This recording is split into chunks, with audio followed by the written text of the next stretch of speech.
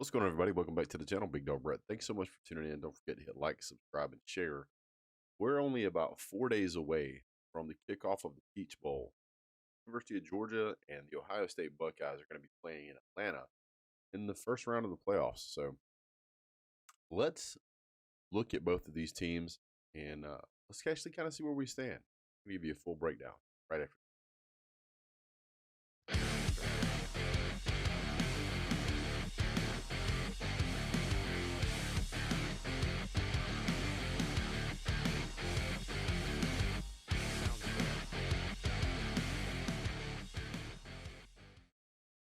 All right, guys. Well, pretty much everybody makes a mistake from time to time. I've actually had already recorded the video, played it back to listen to the audio to make sure everything where it needed to be, and I realized that my microphone was not connected, so I'm having to redo the entire thing.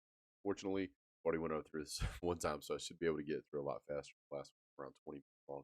I'm going to try and keep this one a little bit shorter. Just hit the high points as best I can to clear you guys through this. So Georgia and Ohio State are playing. Both of these teams have outstanding resumes. Georgia is obviously the number one team in the country. I get somebody's going to say I'm saying what I'm saying. Homer, however, I do have to be what's the word I'm looking for? I have to be as objective as possible because I have to defend myself against everybody and their brother on here apparently. So what we're looking at is how does Georgia stack up against Ohio State? Now we can talk about strength of schedule, depending on what you look at. One schedule says one thing, schedule another. One says this got a better schedule than that one, and that's great and everything. The problem that you run into is um, these two teams. They you basically have to look at stat lines in order to kind of compare them. So because they really haven't played any teams that any other teams are playing, third party removed, you might be able to find some. For the most part, these teams are pretty much straight up, just independent schedules all the way around. So one thing I did, so I went and looked at both of these teams they played, and looked at what their records were. So when you're looking at the the Ohio State team, they have 9 teams with a OSU only has 6 teams with a winning record. Not very good. Um, considering that 4 of those teams had 4 wins or less in the losers bracket, it's pretty bad. Northwestern was 1-11. It's an absolutely terrible team. And an Arkansas State that was 3-9. I mean, these were absolutely. Georgia, on the other hand, they played 9 winning teams, and every team they played had at least 5 wins. That's a substantial difference in the quality of opponents that Georgia has played. These teams did an outstanding job throughout the year. You're looking at, there's teams on the schedule that have beat Alabama that Georgia has beaten, and I know it's around the way, but I got to tell you, looking at the schedules here, I would have to say Georgia had the harder schedule based on played. Playing a 1-11 team just doesn't seem to, in my opinion, compare quality to a 5-7 team. Worst teams in Georgia's schedule had a 5. I'm going to give Georgia the edge when it comes to who had the harder schedule. Plus, Georgia has played an additional game. Georgia played in the SEC championship. That counted as their 13th game. That didn't happen. It doesn't happen like that for a Big Ten school. They play 12. They play 12 games. All right. So that having been said, slight advantage to Georgia as far as quality goes.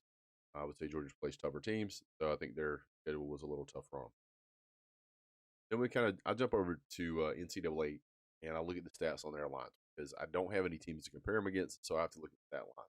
Then I start looking at important things, and I'm going to go through all of them as quick as I can, and I'm going to add some additional facts as well. Total offense, total defense is where we're going to start. Total defense, Georgia's ranked number 8. OSU is ranked number 11. So edge to Georgia. Total offense, UGA 8, OSU 7. Tennessee was ranked at number 1, and Oregon was ranked at number 4. Now, I bring those up because Georgia played those teams and beat them. Those teams, at least on paper, has a better schedule. Those teams have a better offense, according to that. So Tennessee had the number one offense ranked in the SEC. Oregon had the number four offense in the country in the Pac-12, and that was after getting demolished by Georgia. So they still had an outstanding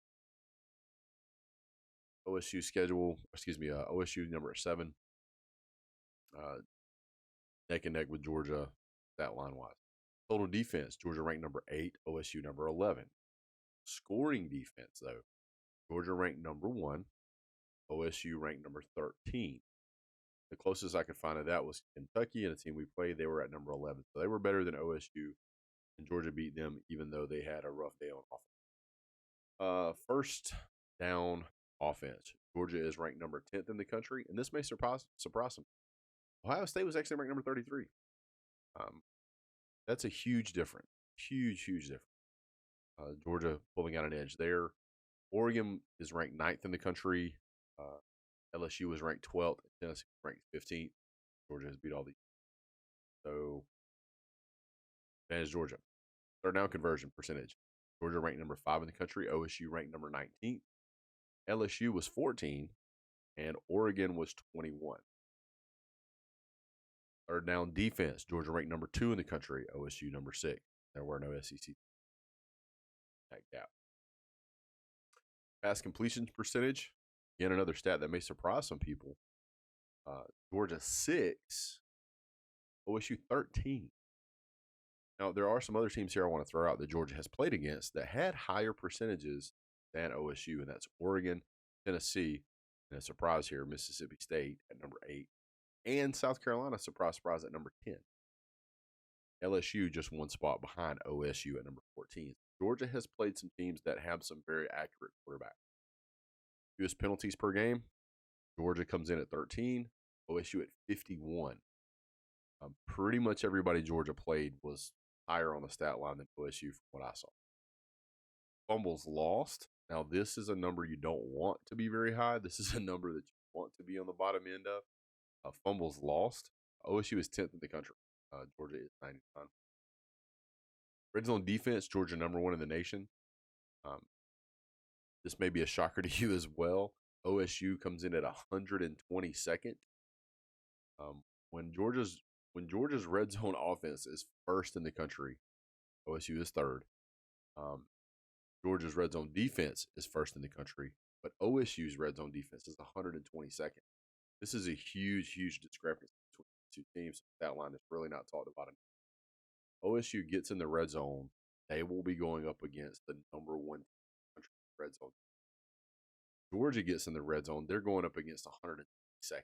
Georgia is likely to score pretty easily in the red zone. Now, if we look at the red zone, how they scored, Georgia had 30 rushing touchdowns. OSU had 22. Georgia had 18 passing touchdowns. Very balanced for OSU, another 22. Georgia had 21 field goals. OSU only had 11. So this makes the total scores for Georgia, as far as scoring-wise, 69. And OSU coming in at only 55. So there's a big difference there. Georgia has gotten into the red zone obviously more and scored more. The stat that's often not talked about.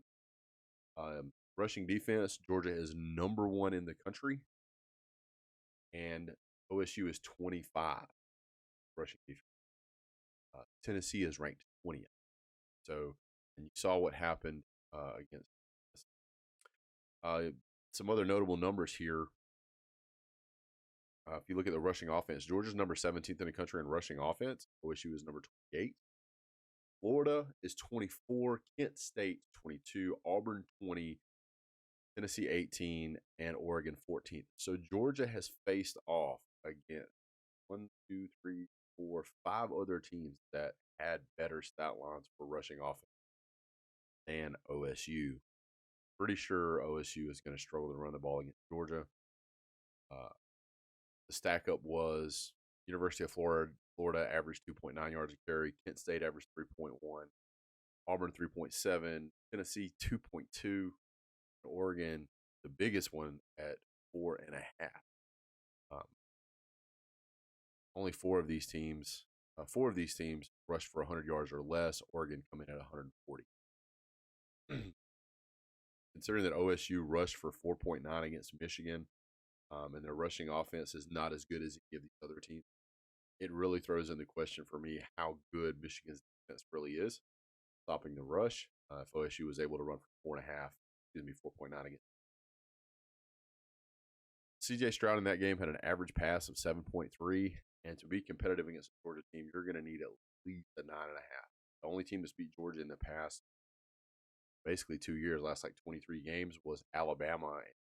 That was with a Heisman, and he had he had 9.6 yards passed. So yeah, that's going to be tough. That's going to be tough. Looking at these stat lines here, you can obviously see how Georgia really kind of separates itself on paper. There are some categories you can look at, and you can close from Georgia. It's very similar to Ohio State, and even a few categories where Ohio State is ahead of Georgia. For the most part, I mean, the Ohio State team doesn't look to be as good as some of the other teams Georgia has played. I know the game is being hyped up, and that's great, but if you consider that their rushing offense is worse than half of the teams Georgia played, that their rushing defense is not as good as some of the teams Georgia played. Their passing percentage, completion percentage is lower 5 or 6 of the teams Georgia's played. Their first down offense is nowhere near as good as the three best teams Georgia played. Scoring defense isn't as good as some of the best teams Georgia played. And total offense isn't as good as some. This should be very concerning if you're an Ohio State fan. Let's look at the quarterback. Let's look at the quarterback room, because a lot of people are going to jump out there and they're going to say that Georgia is going to struggle with CJ Stroud. Let me give you guys some information. So CJ Stroud, if you look at the most yards in the country, CJ Stroud comes in at number 17. Bo Nix comes in at 16. Stetson Bennett comes in at 14, and Will Rogers comes in at 8. Georgia has beat 2 out of the other 3 quarterbacks here. And our quarterback, Georgia's quarterback, is on paper at least better than CJ Stroud for total yards. Now, if you look at completion percentage, Bo Nix at Oregon's number 3. 72, basically 72. He's 71.5%.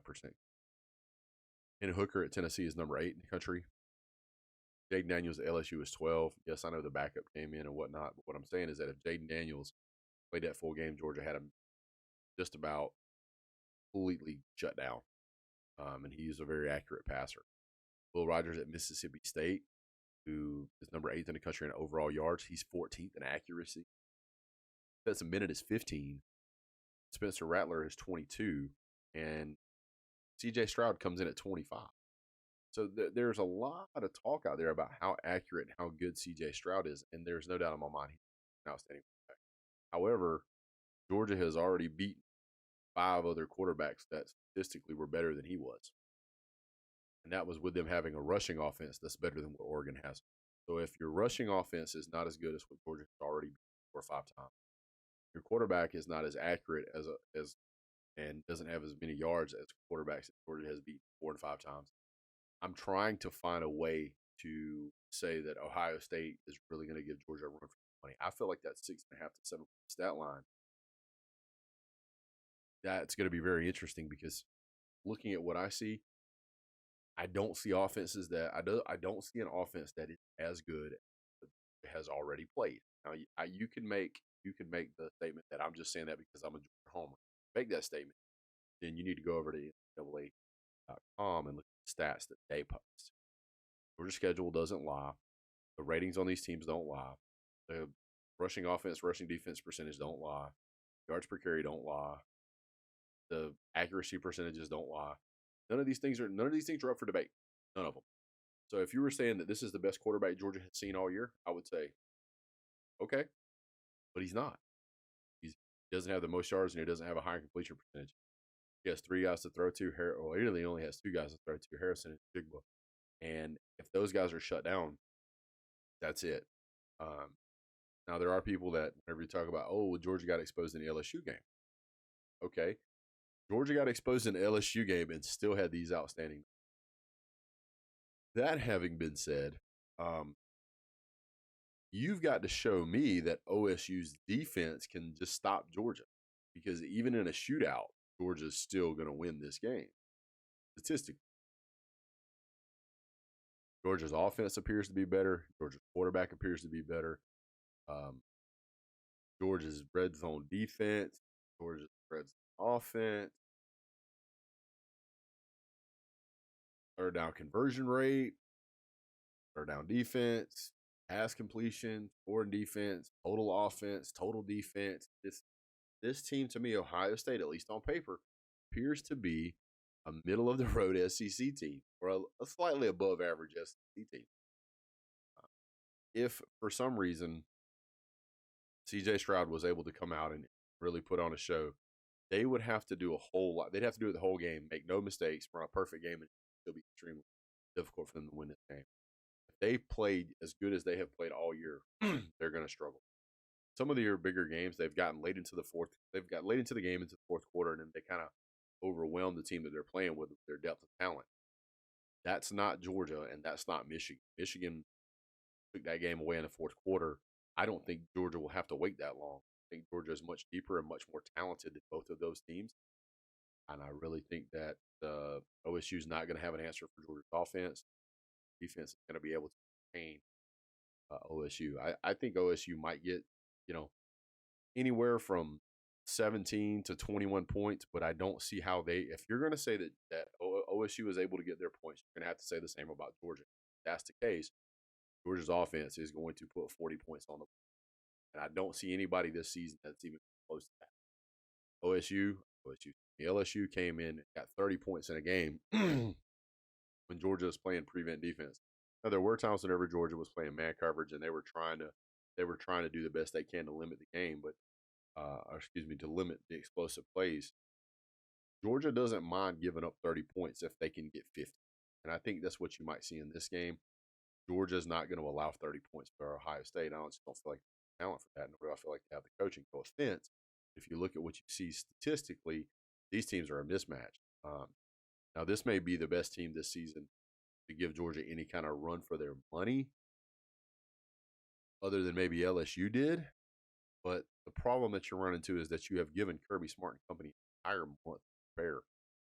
This is one of the few head coaches far this year that have beaten Nick Saban at his own game on a big stage. So I just don't see a way that OSU is really going to be competitive in this game.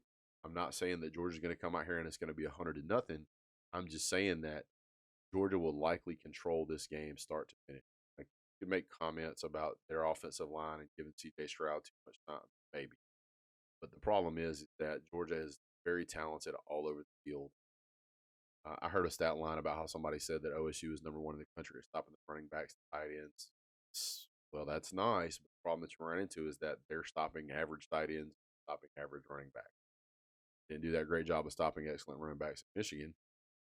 Unless I'm mistaken, I think that what you're going to see is it's going to be very difficult for Ohio State to come out and do what they want to do. You've got a Georgia team that last year they lost 15 players to the NFL. They are still top defense in the country. Ohio State has talented players on that field, but giving the mountain they have to climb here, I mean, they got blown out by Michigan, and they couldn't stop Michigan in the fourth quarter. They didn't score at all in the third. I can assure you that if they don't put up big numbers in the first half, they're not going to drag Georgia out into the deep water and think they're going to win that fight. It's not going to happen. Georgia rotates consistently, constantly. Michigan was able to run for 7.2 yards a carry. Cornelius Johnson, not Cornelius Johnson, Donovan Edwards, he ran the ball 22 times for 216 yards, 9.8 yards a carry. I can assure you, Georgia, you're going to let Georgia run the ball like that, they will absolutely control the clock.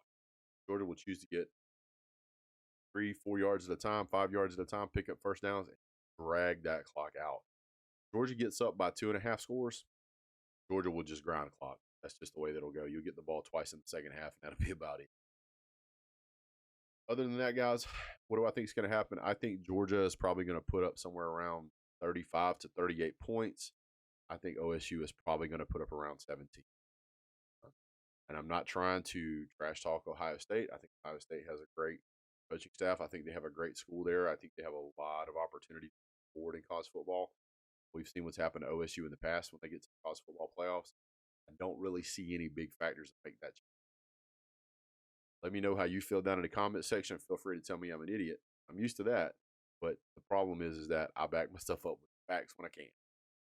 Well, I really appreciate you guys being here. I look forward to hearing from you and seeing you low. Give me your score prediction down below and let me know what you think it'll be. And any questions you want to answer, let me know. I'll be glad to answer. Really appreciate you guys. Have a great day. As always, God bless.